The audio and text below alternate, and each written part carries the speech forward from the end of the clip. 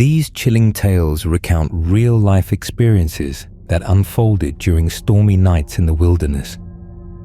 Moments when nature's fury met something far more terrifying. Each story is inspired by true accounts, drawn from the darkest corners of human encounters with the unknown.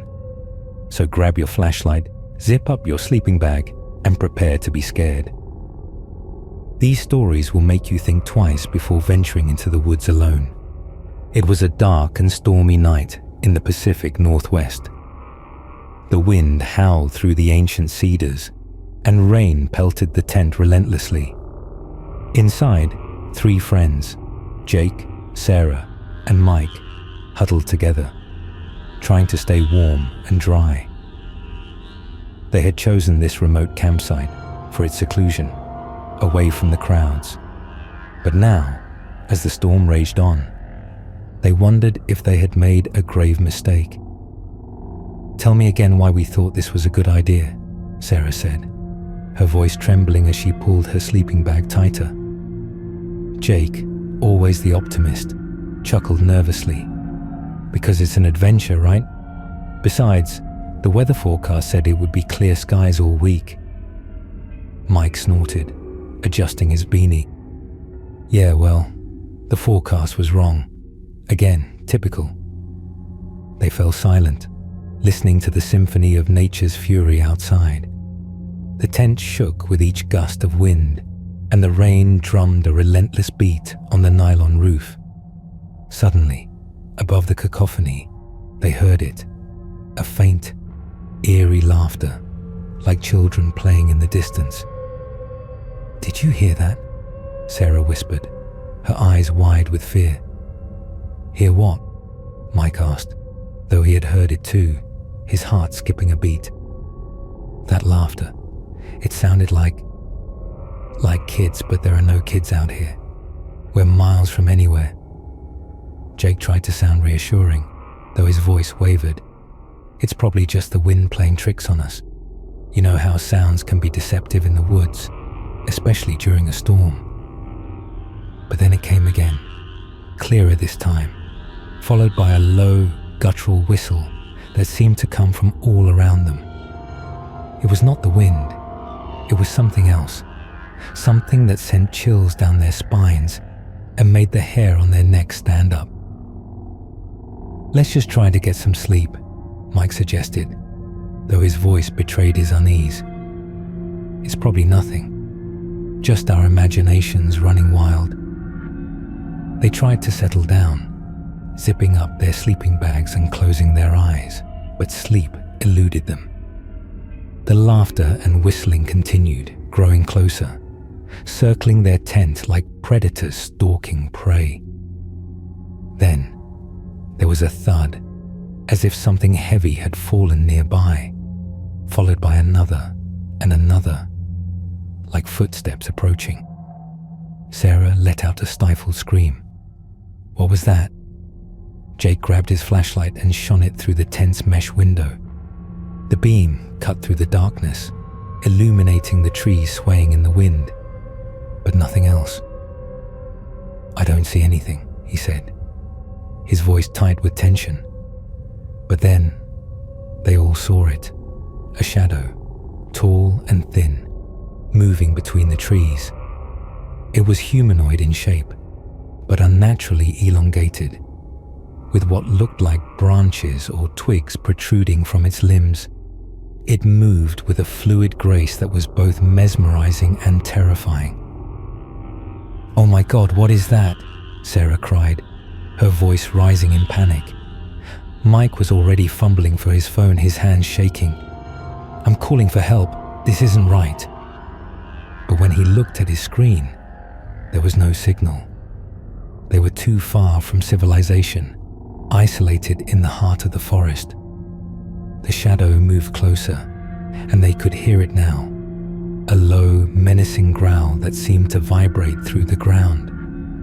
Then it spoke, in a voice that was both human and not, deep, resonant, and filled with malice. "Leave this place. You do not belong here." They froze, terrified. their breaths coming in short gasps. The voice was unlike anything they had ever heard, ancient and otherworldly. "We need to get out of here," Jake said, his voice shaking as he began to unzip his sleeping bag.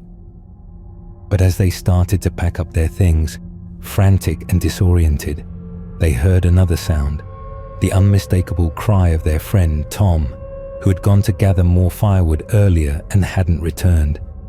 "Tom!" Sarah shouted, her voice echoing through the storm. "Tom, where are you?"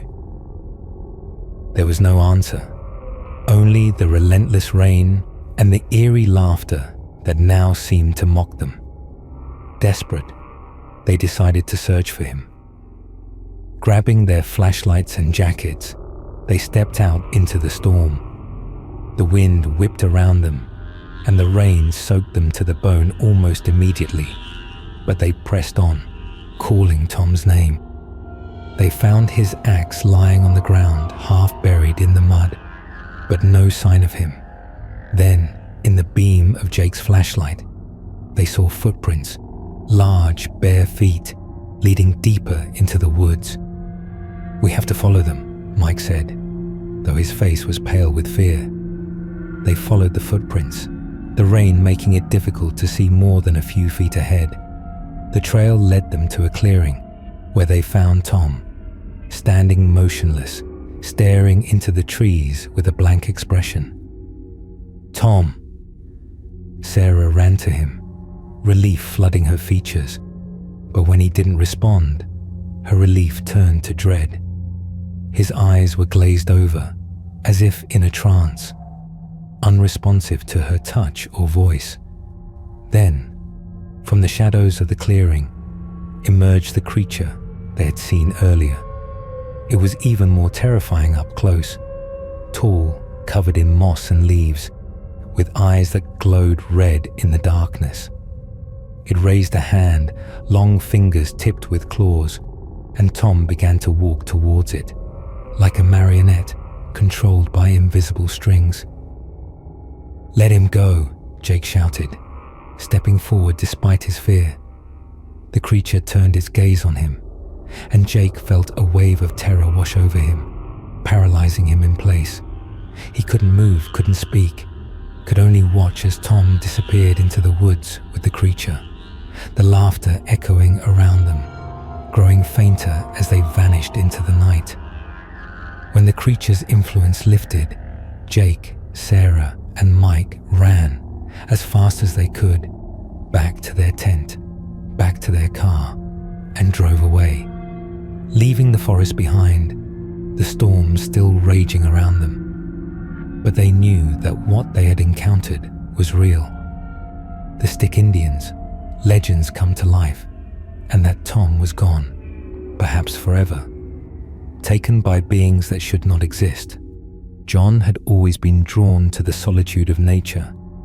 There was something about being alone in the wilderness that made him feel alive, connected to something greater than himself. He had been camping alone for years, choosing remote locations where he could truly disconnect from the world.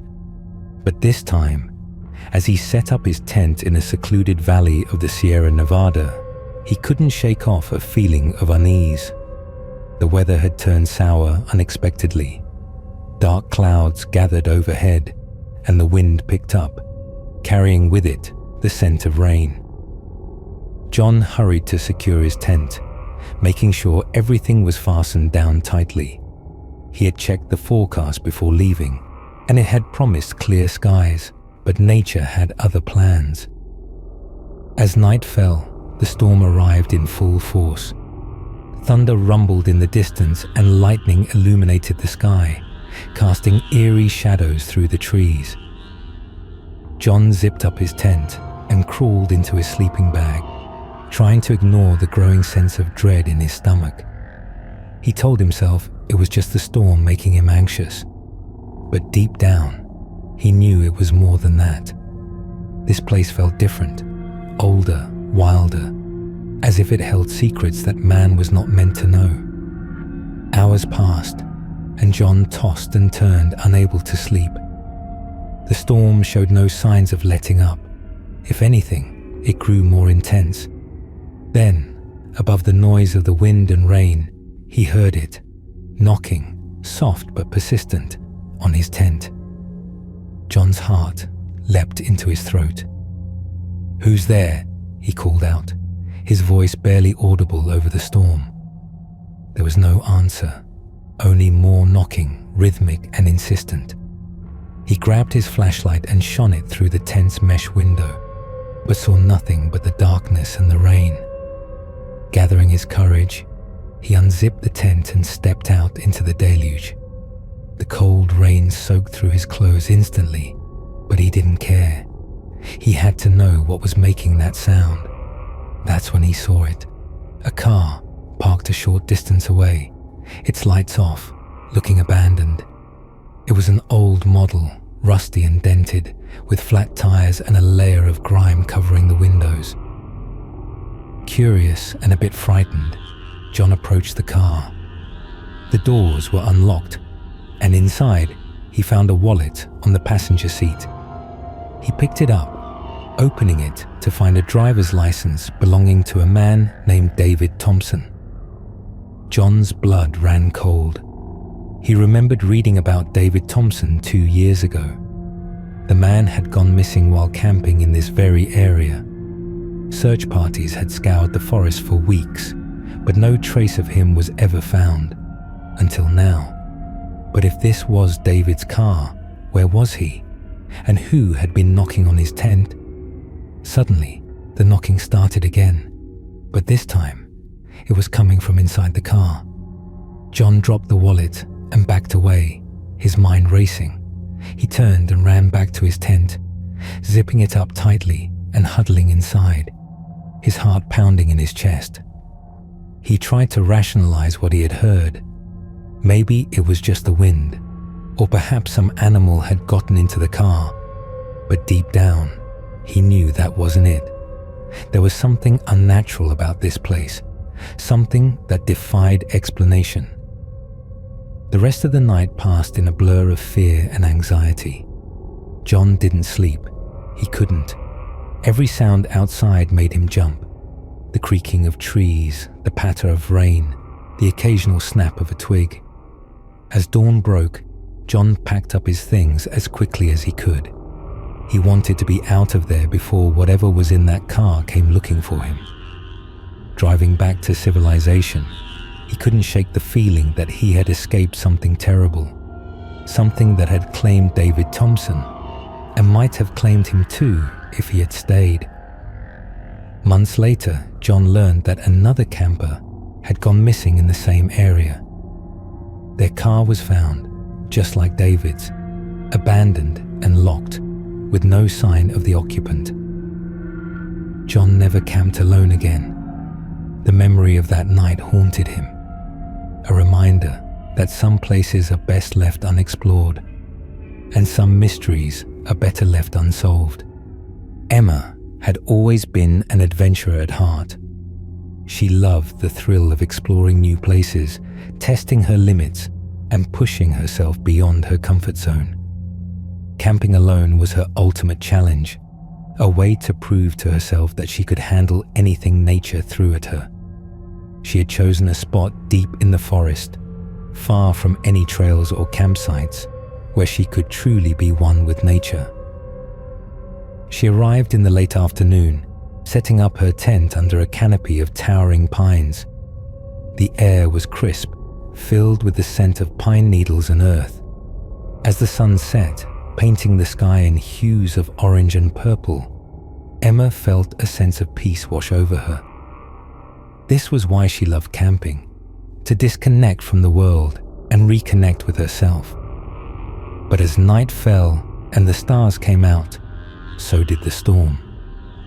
Dark clouds rolled in, obscuring the moon, and soon the first drops of rain began to fall. Emma secured her tent, making sure everything was battened down, and crawled inside, hoping the storm would pass quickly. But it didn't. The wind picked up, howling through the trees, and the rain turned into a downpour, drumming loudly on the tent roof. Emma lay in her sleeping bag, listening to the storm, feeling both awed and a little frightened by its power. Then, above the noise of the wind and rain, she heard it. Voices whispering just beyond her tent. She strained to listen, trying to make out the words, but they were too faint, too muffled by the storm. At first, she thought it might be other campers, perhaps a group that had set up nearby without her noticing. But she hadn't seen anyone when she arrived, and this spot was supposed to be remote. The voices continued, rising and falling in volume, sometimes sounding like they were right outside her tent, other times drifting away. Emma's heart began to race. She grabbed her flashlight and shone it through the tent's window, but saw only darkness and rain. Then, a shadow passed in front of her tent, blocking what little light there was. It was large, humanoid in shape, but moved with an unnatural fluidity. Emma's breath caught in her throat. She reached for her pepper spray, holding it tightly in her hand. The shadow moved again, and this time, a hand pressed against the tent fabric, right where her head was. The fingers were long and thin, almost skeletal, and they pressed inward, as if trying to feel what was inside. Emma screamed, scrambling back in her sleeping bag, her heart pounding wildly. The hand withdrew, and she heard footsteps running away, splashing through the puddles. She sat there, shaking, listening for any sign of the intruder's return. But the footsteps faded into the distance, and the voices stopped. After what felt like hours, Emma mustered the courage to look outside. The rain had lessened to a drizzle, and the moon was peeking through the clouds, casting a pale light over the forest. She stepped out of her tent, her flashlight sweeping the area. That's when she saw them, footprints in the mud, large and misshapen, leading into the woods. They didn't look like any animal tracks she had ever seen. They were too big, too human-like, but distorted. Following the tracks with her flashlight, she found something even more disturbing. Symbols carved into the bark of several trees. They were crude, angular shapes that she didn't recognize, but they filled her with a sense of dread. She knew she had to leave. Whatever was out there wasn't friendly, and she didn't want to find out what it was. Gathering her things as quickly as she could, Emma packed up her tent and started hiking back to her car, which was parked a mile away at the trailhead. Every step of the way, she felt like she was being watched. Shadows seemed to move just at the edge of her vision, and every rustle of leaves made her jump. When she finally reached her car and drove away, she swore she saw a figure standing by the road, watching her leave. It was tall and thin, with glowing eyes that seemed to pierce through the darkness. Emma never returned to that forest, and she never camped alone again. But sometimes, in the dead of night, when the wind howls outside her window, she still hears those voices, whispering just beyond her reach, and she wonders what secrets the forest holds. These stories serve as a chilling reminder that nature, while beautiful, can also be unpredictable and dangerous. Whether it's supernatural entities like the Stick Indians, the mysteries of missing persons, or the unknown terrors that lurk in the dark, camping can sometimes turn into a nightmare. So next time you pitch your tent under the stars, remember these tales and stay safe.